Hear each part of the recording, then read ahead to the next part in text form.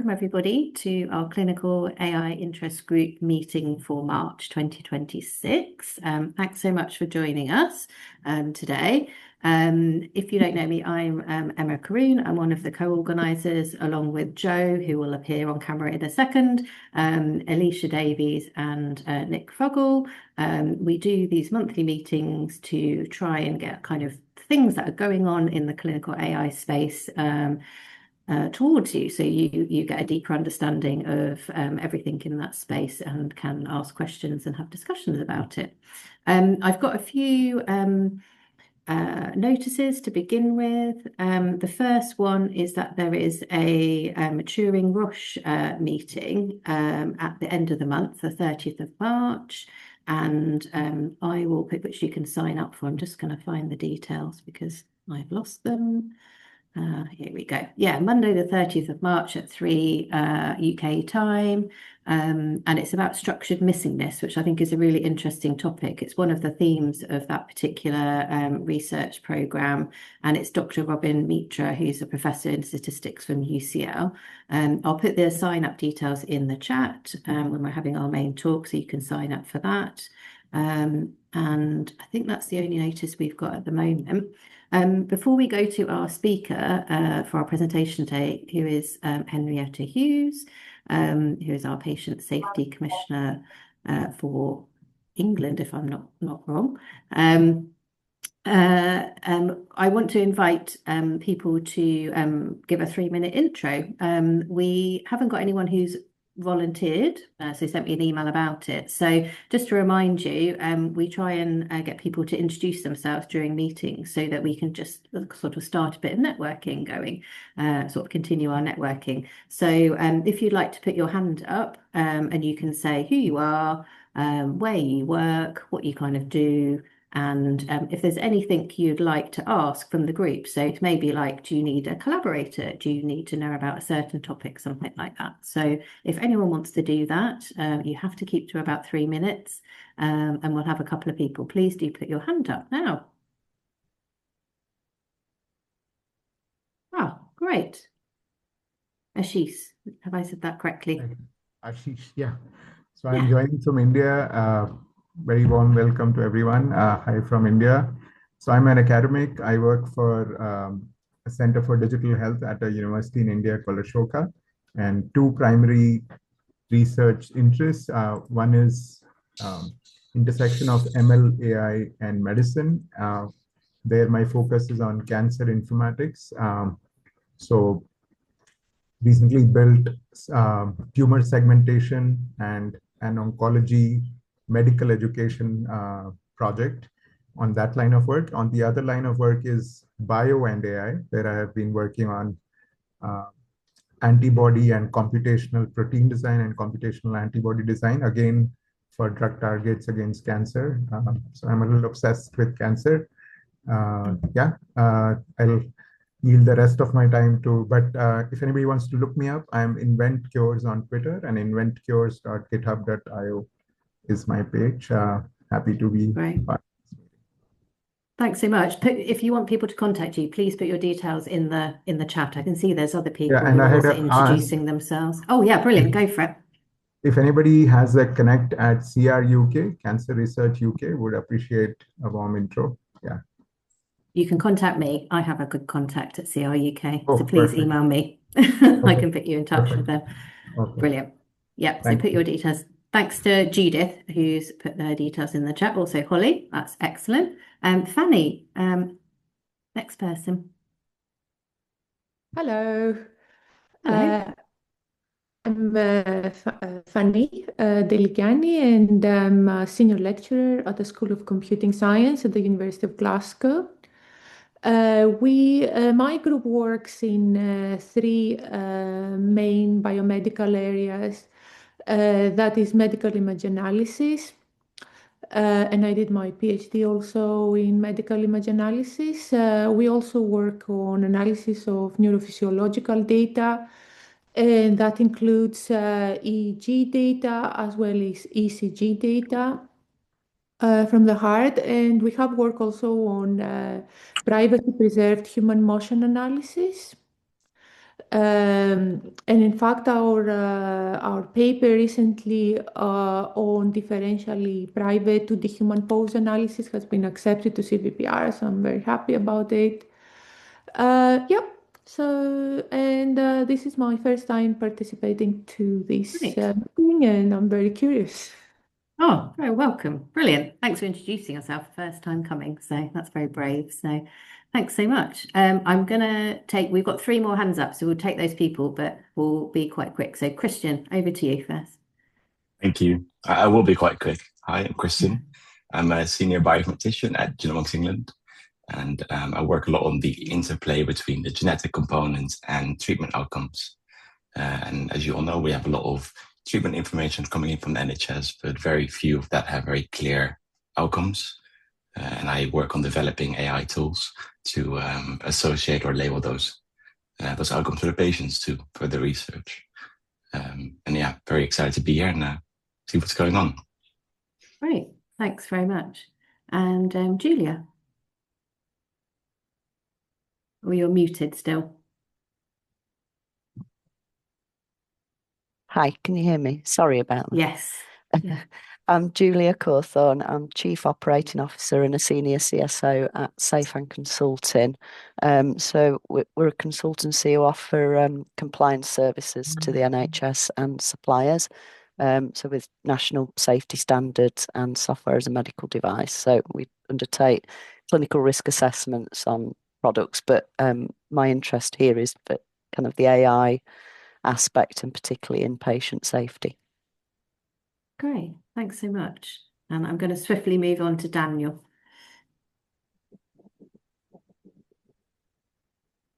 Hello. Can you see me? Okay. Yes, and hear you. Okay, great. So I'm a research fellow. I work within the Generation Study at the Institute of Cancer Research. It's a very large prospective cohort study of 100,000 women that have been followed over the last 20 years. We have very rich data set, including pathology, images from women who develop breast cancer and mammography images. I'm a general practitioner actually, and I switched over to data science. And so I've been developing AI tools here in the Generation Study to identify imaging biomarkers, both on breast images of histological slides of breast cancer, as well as screening mammograms, of which we have many tens of thousands. Yeah, this is my first clinical AI group. Very happy to join. If anyone's interested in the Generation Study or collaborating or anything, just shoot me a message. I'll put my details in the chat.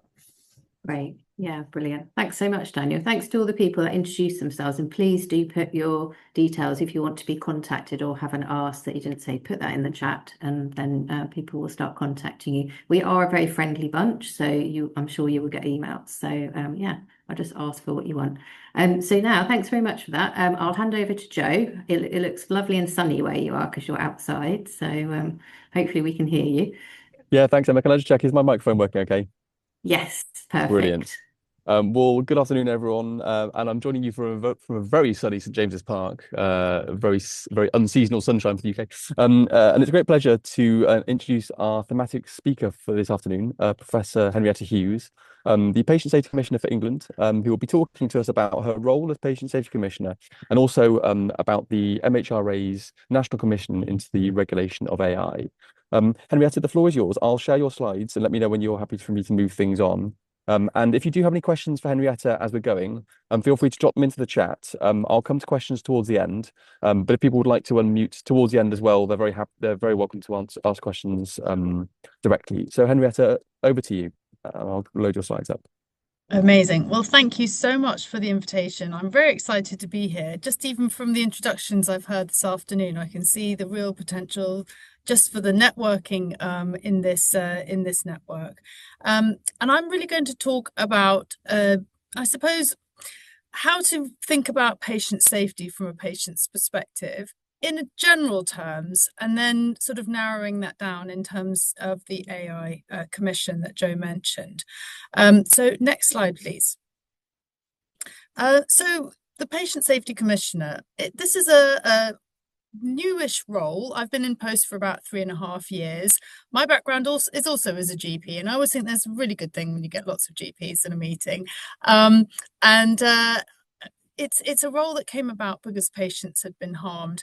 Up until quite recently, it was the only patient safety commissioner in the world, but now I'm pleased to say that Scotland also have one as well. But this is about thinking about patient safety and promoting the value of listening to patients. And that's all in relation to medicines and medical devices. And in this situation, we're very much thinking about AI in its use as a medical device. Next slide, please.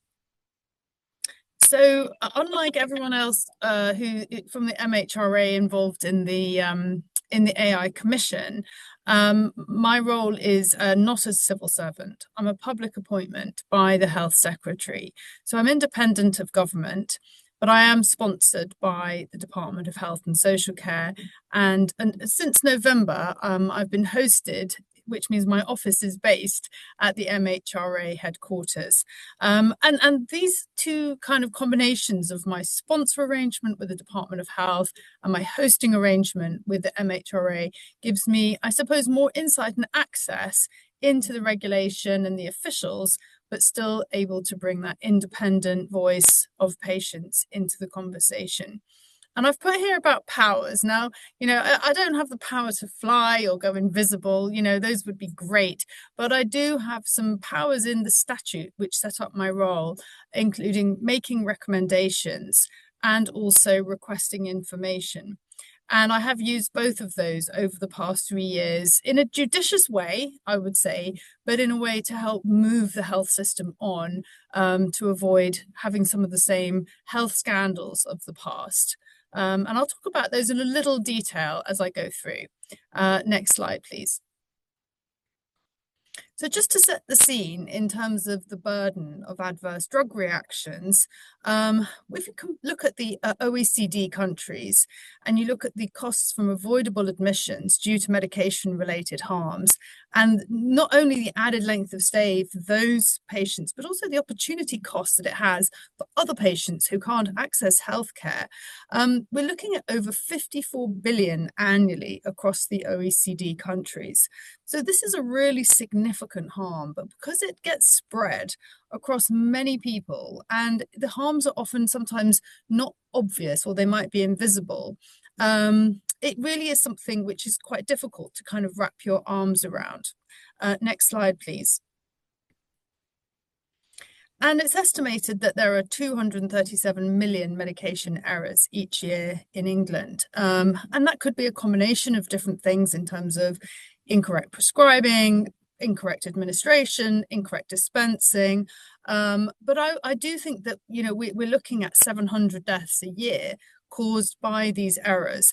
And in fact, you could even be, much broader than that. So these are areas that I'm really interested in terms of what are the high impact actions that can be taken across the health system, to really avoid these harms and avoid these deaths, and how by listening to the views and experiences of patients and families, we can get insights that otherwise the health system has really been quite kind of, I'm not going to say deaf to, but has had its fingers firmly in its ears around that. Next slide, please. So about 18 months ago, I went out to a public consultation and I published a set of principles, which are the patient safety principles. In order to start thinking about, I think somebody needs to mute their mic. I'm not sure where that is.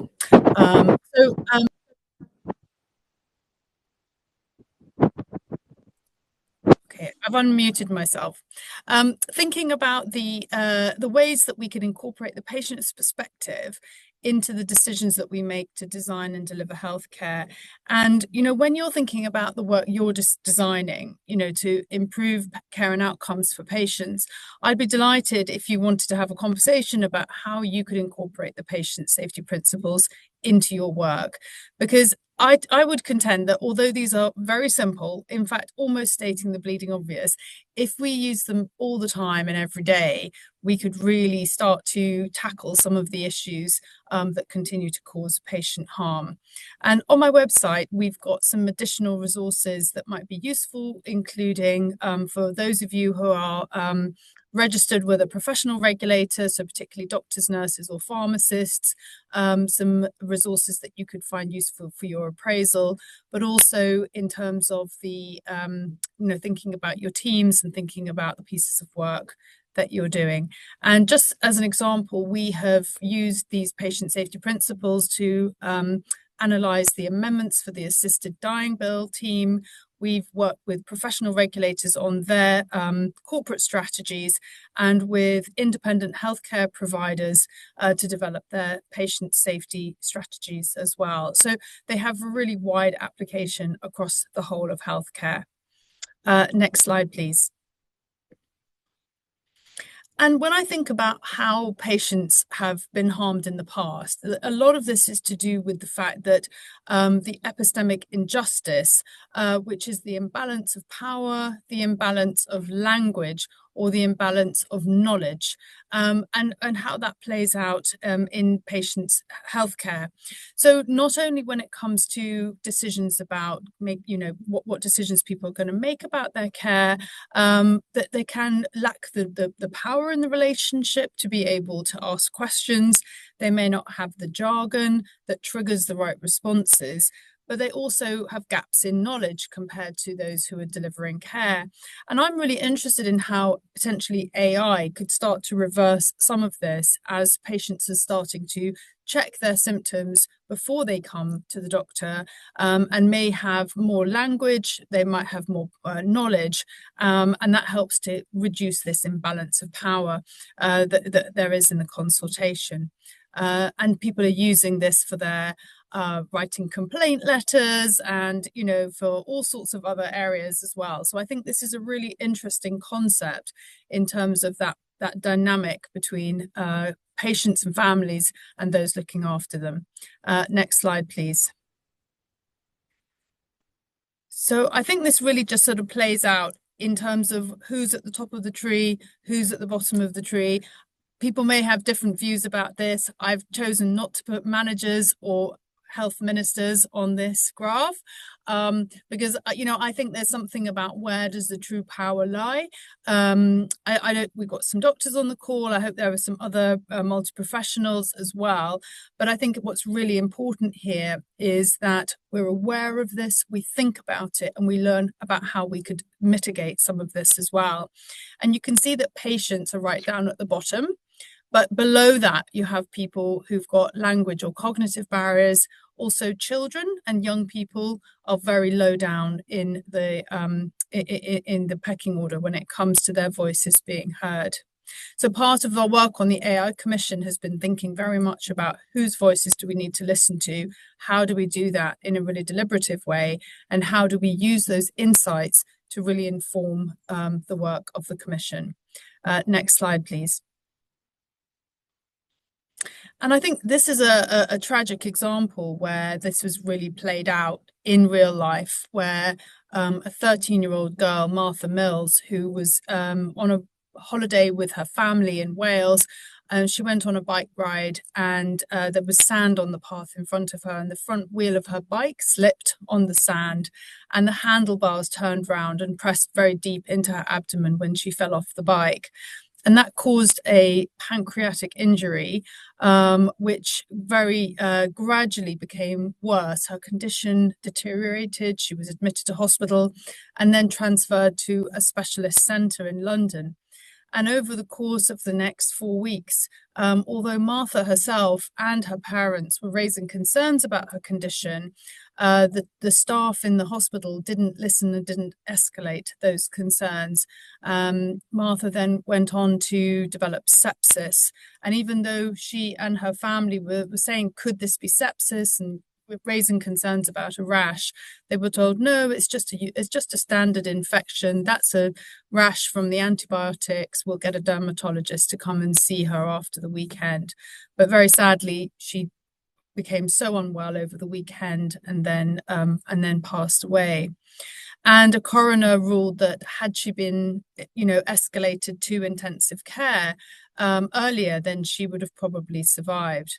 So Martha and Martha's parents started campaigning for a new system to come into place, whereby if the patient or their relatives felt that they weren't being listened to and they had concerns about the patient condition, that they should be able to escalate those to another team.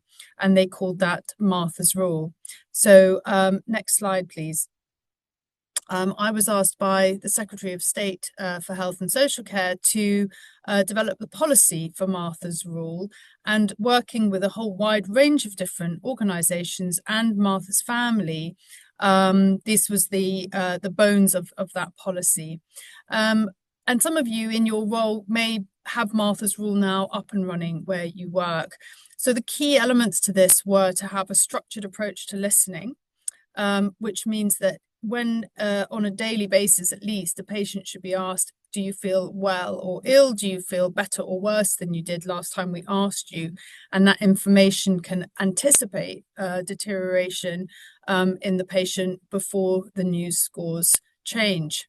The second element was to give permission to the staff that even if the news score was normal and they had concerns about the patient, that they would be able to refer them to critical care outreach 24/7. And we heard from organisations where they had this in place that they had very few or no cardiac arrest calls. And then the third element, which is the radical one, was that patients and family members should have access to the same escalation route. Next slide, please.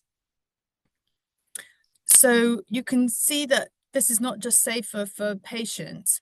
I believe it's also safer for staff, because your patients are going to get better outcomes. There'll be fewer complaints, there'll be fewer incidents, there'll be fewer coroner's reports. And so this is a way of us thinking about working in partnership with patients and really being safer for all. And that's very much my whole approach. This is not about an adversarial approach in anything we do. This is about partnership, it's about restorative practice, and it's really about getting the best outcomes that we can all line up behind. And you'll see when I start talking about the AI Commission, that's very much that same kind of ethos and approach, which is about doing this in a really collaborative way so that it works well for everybody. Next slide, please. Just in terms of the data, I think there's been one more recent data that's come, which is now showing that there were over 10,000 calls. But to October last year, where we've got quite a detailed analysis here, we can see that nearly 3/4 of the calls came from family members. And most of those, related to acute deterioration. And of those, around 5% of all calls have ended up being escalated to either intensive care or to a tertiary unit or interventional radiology or back to theatre, for example. So I think we're now at over 440 lives have been potentially saved through these interventions. And what's been shown also is even the calls where the patient didn't end up with an escalation or an increase in their care, there were other really important factors that were raised. For example, timing of medicines administration, which can be so important, as you know, in Parkinson's or with insulin or asthma medication. But there were also other factors that were raised by families that were really important. And when I've spoken to medical examiners who are also involved in responding to Martha's Rule calls, the medical examiners said that the same themes that family members bring up under their medical examiner role when the patient has died are the same as they bring up in Martha's Rule. And my contention is it's better to have those conversations while the patient is still alive. So next slide, please. Well, I just wanted to show, this is just some details about all the various different activities that were taken to make this policy go from words on a page into actual reality for now across the whole of the NHS in England. But if we just go to the next slide, it just shows the vast range of different organisations that were involved and that need to be involved when you do a big piece of change, a big organisational change or a philosophical change, as this one really is, about valuing the patient's voice in their own care. And I think what you'll see when we think about the AI Commission is that you might start somewhere, but when you start pulling a thread, you realize all the various different parts of the system that have a part to play because everything is so interdependent. So next slide, please. So other areas that my team has been working on, I just want to set the scene here. My team consists of me, and I tripled it in size recently from 1 to 3 people. So it's not an operational role. It's very much working in collaboration with and through other organizations. But I get a lot of correspondence from patients, and a piece of correspondence really triggered the next piece of work that I wanted to talk about. And this was from a lady with very poor vision, registered blind, who said that she couldn't read the letters, she couldn't see the information about her care, and as a consequence, she was concerned not only for herself but for other people with vision loss. And for my experience as a GP is that actually it's patients with low vision or who are blind or who've got hearing issues or who are deaf who often struggle the most to access safe healthcare, because the NHS is very much geared towards pick up the phone or receive a letter, and it doesn't really take people's accessibility needs into account. And I'm very interested in the future how using AI and tools could really help in terms of improving that accessibility, particularly if the NHS app will be the portal for all healthcare, and it's currently not accessible to people with vision loss. So we looked at the safety and accessibility of medicines and medical devices for patients with sight loss and hearing loss. Worked very closely with the RNIB and the RNID, which are the sensory loss charities, who traditionally haven't really been seen as health charities. And so they were raising things and it was seen as more an administrative thing. But with the work we did, it was very much through the safety lens. We did a focus on sight loss and diabetes because people with diabetes may be using a device every day and taking a medicine every day, and made recommendations for improvement. These were around the licensing of medicines, the packaging of medicines, but also the medicines information leaflet that comes in the box. And, I do very radical things. And one of the things which is one of the most radical that we're doing is looking at removing that paper leaflet from the medicine box. Because when I've spoken to anaesthetists, they've said to me that, it's more like terms and conditions, because the leaflets for the anesthesia drugs like propofol and atracurium say that the patient shouldn't be driving or using heavy machinery when they're on those medications. So I think there's something here about the practicalities, getting it right for patients, but also, making sure that the staff voice is involved as well. Next slide, please. So this is a rather tatty loo roll. I don't know why we have a very tatty loo roll in this picture, but I wanted to just, for those of you on the call who think, look, we know everything about our patients. We really think about our patients all the time. And just to tell you an anecdote from a trust that I visited, where they had done a piece of meaningful patient engagement. And I think that word meaningful is really important there, because some of the patient engagement that is done is somewhat tick box and meaningless. But on this ward, it was a stroke unit, and they decided they wanted to really understand the experience of patients on the ward and what they could do better. And just to set the context here, when you ask the patient safety team at NHS England, what is the top patient safety issue? It's falls.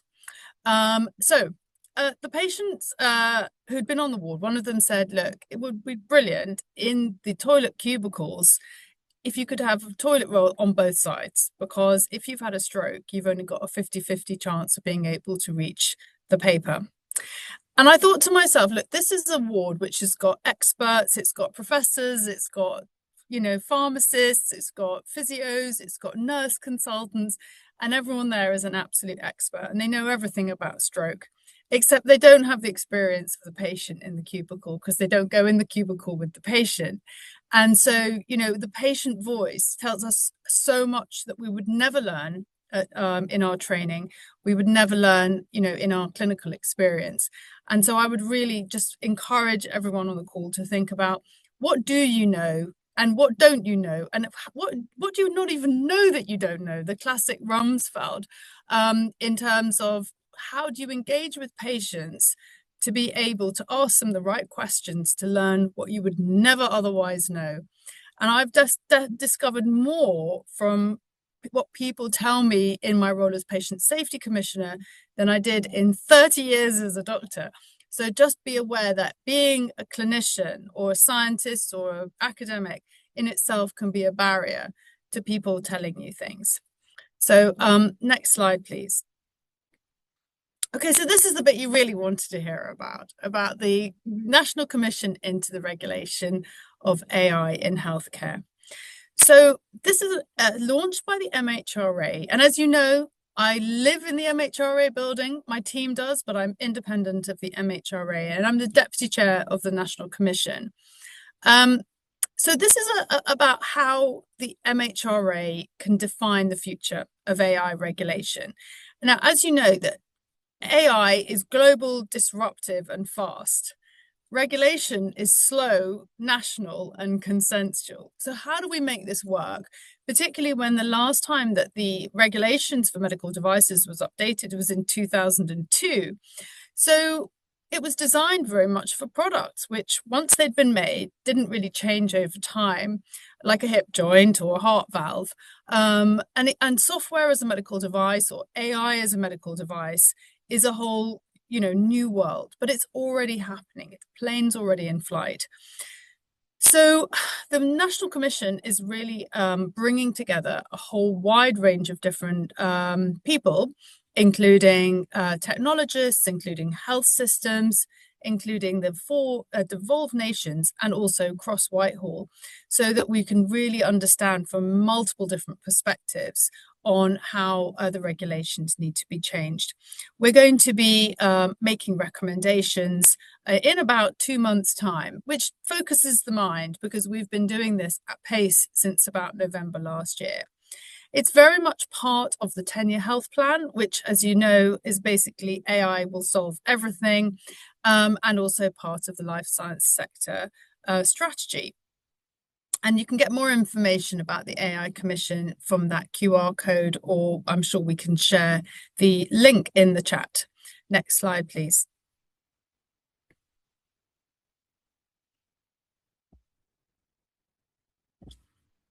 That slide has taken over. It doesn't want to change. So I'll talk about the next slide, which is the about the oh, here we go. Thank you so much, Joe.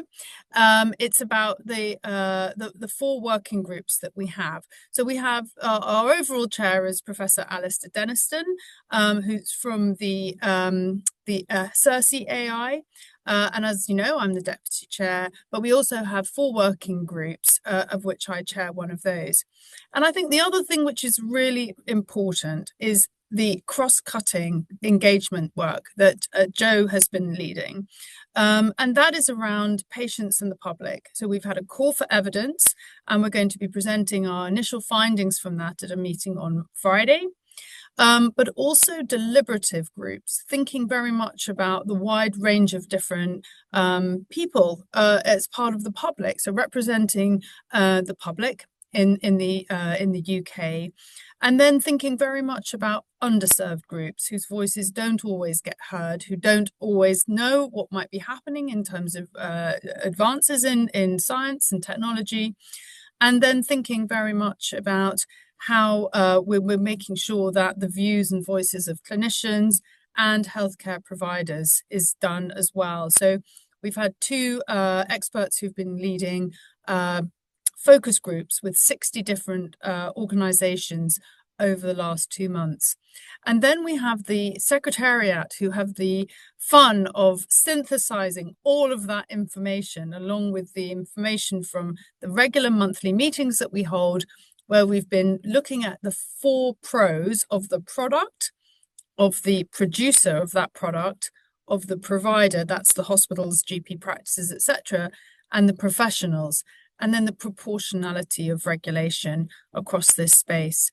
So what I'm really excited about is that this is the first country in the world who's tackling something like this, but we know that the USA have a equivalent type of program that they're doing, and we have representatives from other countries, including Singapore.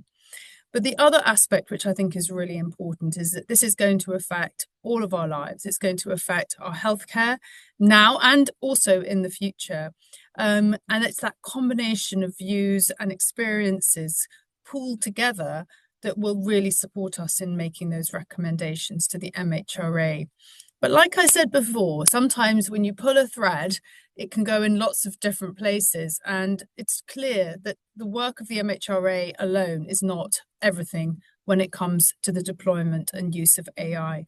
So the MHRA has a regulatory aspect in terms of pre-deployment and also post-market and post-market surveillance and monitoring space. But we've recognized that there's absolute necessity for that readiness for the system in terms of not only the providers, but the professionals in terms of their training and also the regulation of the health system and professionals as well. I'm going to go on to the next slide, please, which I think brings me very much to the end of what I'm going to say. And just to say, on my website, there's a lot of information there. There's a lot of information about the work that we've done, but also ways to engage with patients and bring those patient safety principles in. And what I'm really interested now is to hear from you and to hear, any questions that you have or reflections of how to bring the views and voices of patients into your work and how we will get better care and outcomes as a result. Thank you so much. Thank you so much, Henrietta. What a fantastic rundown of what a fantastic role that you hold, or duo roles, really. I can see some questions drifting into the chat already. So we'll allow people to structure their thoughts. If you would like to ask a question live, you're very welcome to unmute and do so when I call you. But otherwise, I'm happy to read questions out too. Henrietta, I just wondered, just as those questions are drifting in, if I could just ask you, well, maybe we can make a point and you to respond. I'm quite excited about these deliberative events. So for context, there's been a lot of survey polling data over the last few years, attitudes from staff members and from patients and the public about what we all think about AI. But surveys and pollings can only really tell us so much, can't they? And I think I'm right in saying that this will be the first time that we've actually asked the public to deliberate in some depth about the trade-offs that come when we think about the regulation of AI in healthcare. If we're optimizing for safety, then there might be a trade-off in terms of speed or in terms of growth of new technologies. If, on the other hand, we want to prioritize new technology coming to market, it might be that we need to think carefully about how we can do that in a safe way. Yeah, just wondered if I could have just some early thoughts from you about kind of the deliberative program. Yeah, thanks ever so much. And, when I think back to the development of the 10-year health plan, is that we had the deliberative events there, and it was a real opportunity for members of the public, but also staff, to have their voices heard in a way that was really refreshing and really different. And I'm really pleased that we're continuing that theme when it comes to the AI Commission. And I think that it's a respectful way of engaging people, because this is about doing with restorative practice. We think about the relational aspects of doing to, doing for, doing with, or not doing at all. And I think the history of healthcare, not just in England, but across the world, is littered with doing to, or doing for, or not doing, and thinking about, even the wording from, clinical trials from subject to participant is a really good indicator of that.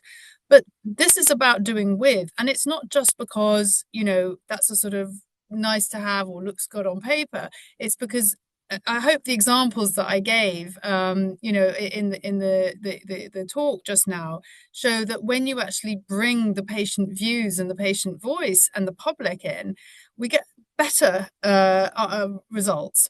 So I suppose my point is to say, yes, it's great that we're doing the deliberative events. And then the next question is the so what?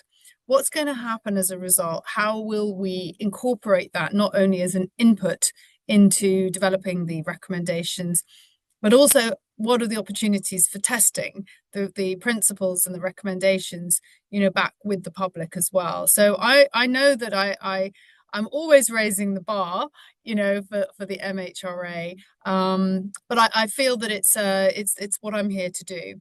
In fact, if anything, if all I said every 5 minutes was what about patients for the rest of my term, I would still be making a significant contribution.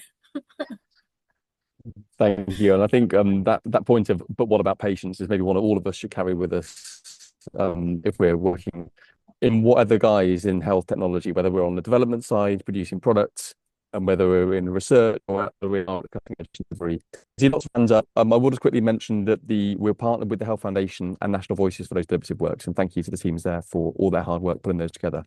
I'm going to go to some of the questions in the chat because they were through first, but I do see the hands that are raised as well. So a question from Ollie about what discussions have been ongoing about using existing health and care patient feedback and experiences to spot patient safety trends and issues. So I guess a question more in the patient safety role. Yeah.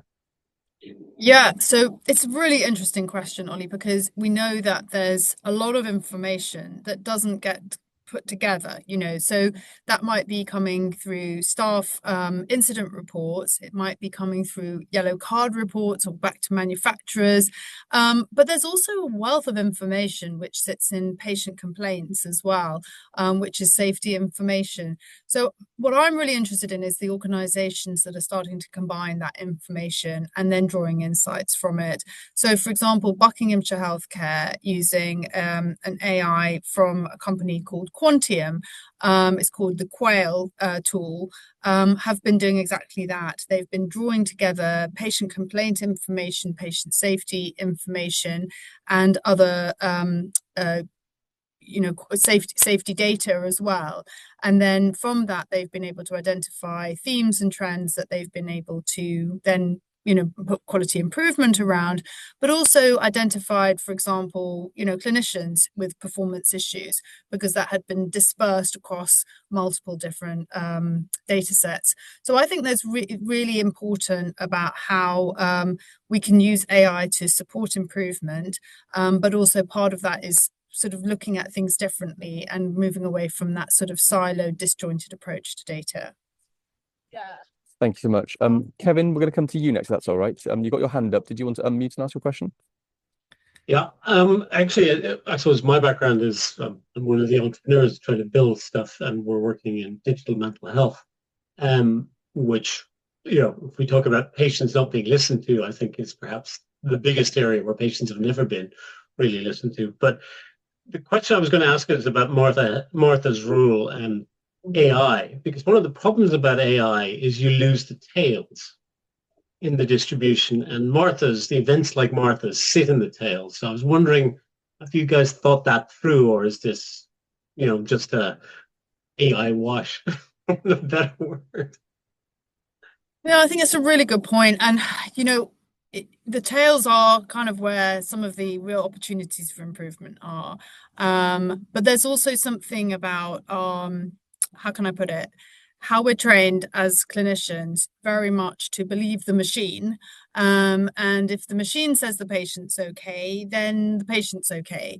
And actually what I'm really interested in is that combination of data and how we use data and information to drive improved outcomes, but how we put patients at the heart of everything.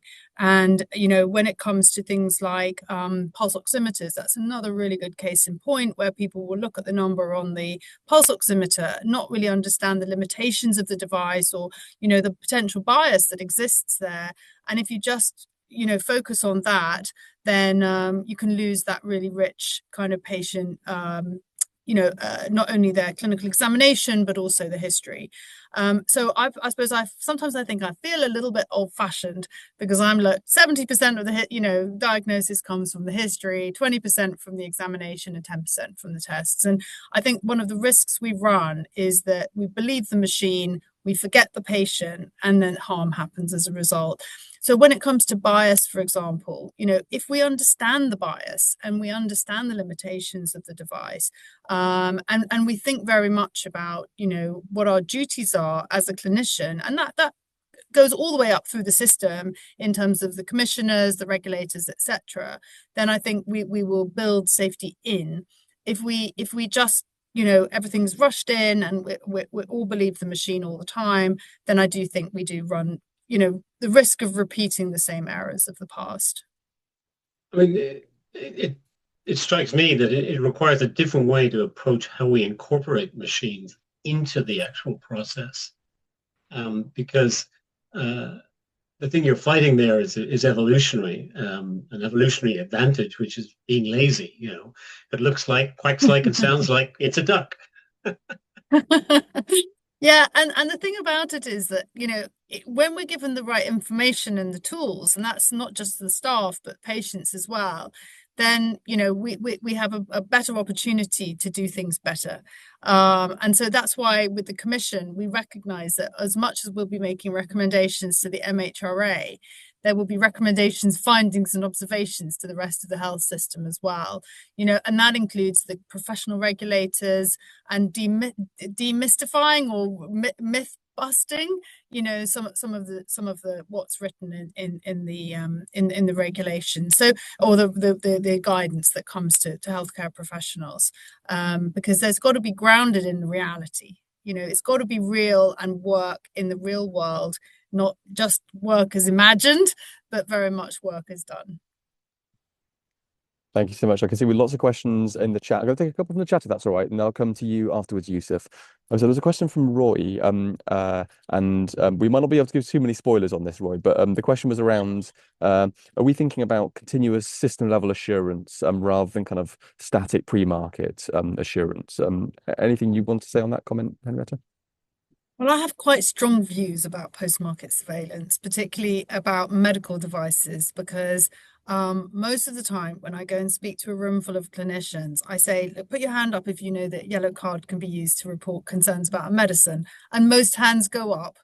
And then I say, keep your hand up if you know you can also use a yellow card for a device. And most hands go down. In fact, it's usually only the medicine device safety officer that has their hand up.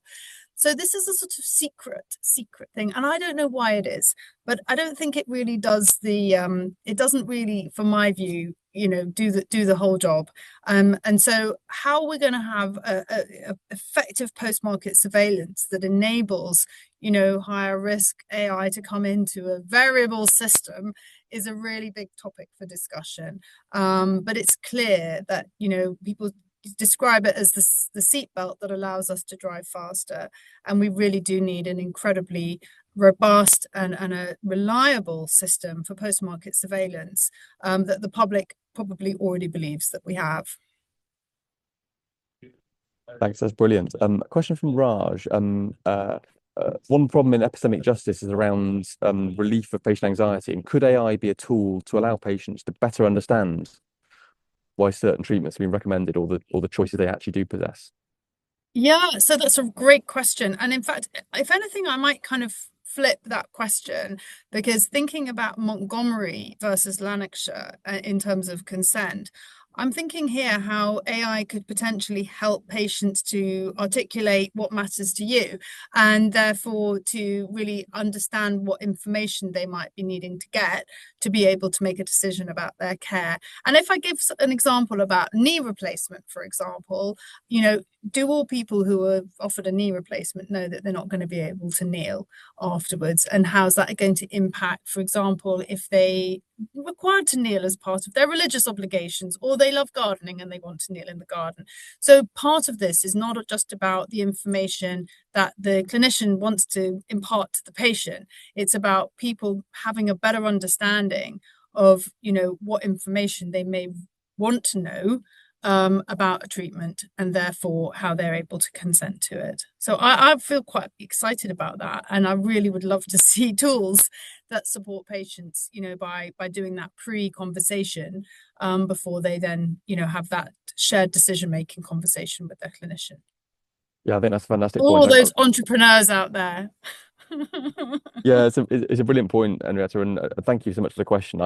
I can speak from my own practice as well as an anaesthetist that, I know my obligation post Montgomery is to tell people about common or consequential risks. And it's obviously down to me in a 10-minute consultation to come to some sort of understanding about what is consequential, which is easy if you're treating a concert pianist for hand surgery and much harder for many other judgments. And I'm excited, similar to you, about the idea of having a longer-term, longitudinal relationship where people can actually explore what matters to them, because we simply don't have the time as professionals to do that coaching work. But I think there's great potential here. I do see the other questions, the other hands up, but I'm going to take one more from the chat just now, then we'll come to you, Yusuf. So a point and a question from Julia, making a point that patients need to be explicitly informed when AI is used to support clinical decision making. So I think that's a comment rather than a question. But what level of explanation is appropriate to ensure transparency while remaining meaningful and understandable to patients? Well, I think this is a really important question. And that is something that I consider in my clinical practice, because I sometimes use AVT. I don't always, sometimes I do. So what conversation do I have with the patient before that?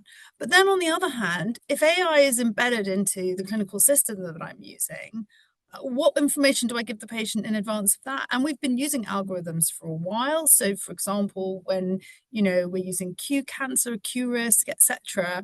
And I think there's also something about, I mean, we could spend the 10 minutes just explaining to somebody that we've got AI as a medical device and it's not Grok and it's not going to deep fake them.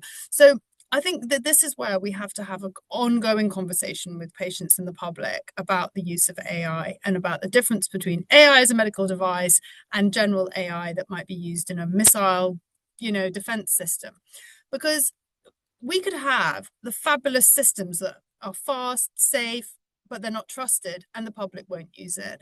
And this is about the social license. So, whether we have to inform or gain consent, these are really big questions. And when we've spoken to NHS Resolution, who do the medical negligence claims in the NHS, we've really got to be mindful of the fact that if it's about consent, it might have to be more of a blanket consent to say, look, when you register with this or do that, there may be AI being used.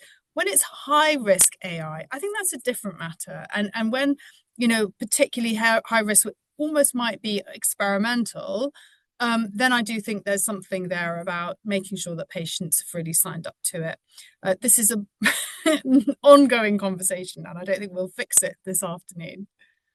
So we do love the challenging questions. Yusuf, you've waited so patiently, so we'll come to you next, if that's okay. Feel free to unmute and ask your question. Yeah, thanks very much. So my question earlier right at the beginning of your presentation, Henrietta, you said that is AI as a medical device, but from my experience, I'm a CSO, I'm a consultant in public health, I'm a data protection officer.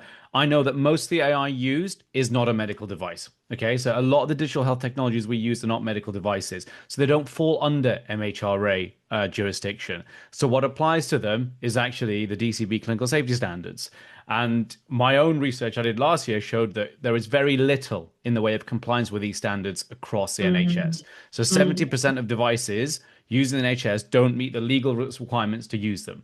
So my question to you as a patient safety commissioner is, well, how do we get people to do it? Because self-regulation obviously has not worked. So the first question is, what is the carrot or stick you use to get organizations to do them? I'm talking about manufacturers and NHS organizations. And the second is, how do you ensure that compliance with safety standards isn't just a tick box exercise and actually it has a meaningful answer at the other end of it that has benefits for the patient? Because I either see it not done or done badly, and very rarely do I see safety cases or safety arguments that have actually moved the needle on the safety profile of that digital health technology. Yeah, I think that's a great question. So one of the things that I think in terms of AI readiness, which is about, do the people who are using, deploying, contracting, building models actually understand what their obligations are? And, in terms of looking at even the organizations that have, an AI strategy, it's only a very small percentage of NHS providers. So I think there's a bit of a, how can I put it? There's a cartoon that I saw, which was a board there. They said, what do we want? AI. Why do we want it? I don't know. When do we want it? Right now. And I think that's a very much a sort of feeling that this is a kind of, if you're not there, then, we'll get marked down or whatever. But we also know that there are organizations that are contracting without really understanding the product that they're buying, the liability that they're taking on, or the consequences for their organization. So part of this is about a general understanding of what the requirements are. But I would also see it as very much responsibility of the regulator to be able to set those standards and then inspect against those standards as well. So you can see that the sort of deployment across a very variable system, which doesn't have a quality management system approach, where there aren't requirements for, all of these safety standards that you've said to be actually inspected and checked. And you'll see from one of the patient safety principles that transparency and accountability was one of the things that really matters to the public. I think that that's where a big gap is here, that people are doing things that don't really understand what they're doing. They don't know the consequences of that. And there's no accountability that sits behind it. And until we have all of those necessary elements in place, we do end up with a risk, which is an unquantifiable risk. But in terms of liability, that still sits, with the ultimate, organisation for that. So we've been having a lot of conversations with NHS Resolution about where liability should sit across the whole patient pathway. So it's what do they say? When you really want to understand something, try to change it. Brilliant. Thank you so much, Henrietta. Look, there are so many more questions in the chat, and I can see hands up. We are out of time, folks. So I'm really sorry that we didn't get time to come around to everyone. I think it's all that's left to say is a massive thank you to Henrietta for spending this time with us, for telling us about your role and about the MHRA's AI Commission. The last thing I'll say is that we have more meetings. So if you've enjoyed today, then there's plenty more opportunity to hear from the team. So our next monthly meeting, I think, is on the 14th of April at 12 to 1. So feel free to join us then. And I'm just looking down the list. There's also put a link to our next Cheering Roche Knowledge Series on the 30th of March. So that's it, folks. Thank you so much for this time. I hope you have a good rest of your day, and I hope the sun's out wherever you are.